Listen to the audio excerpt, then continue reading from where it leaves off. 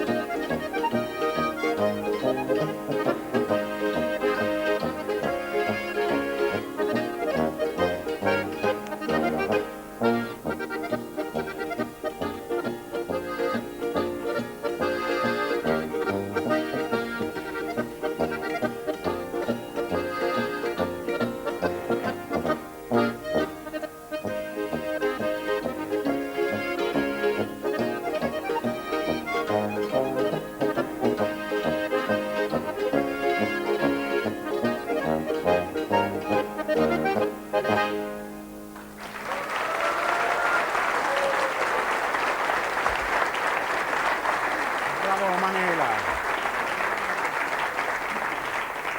Schneidig haben sie gespielt, oder? Die Gamsbergmusik, die zwei Töchter, also zwei von 6 Töchtern vom Gustl, Retschitzegger und der Schwiegersohn, ich habe es schon gesagt.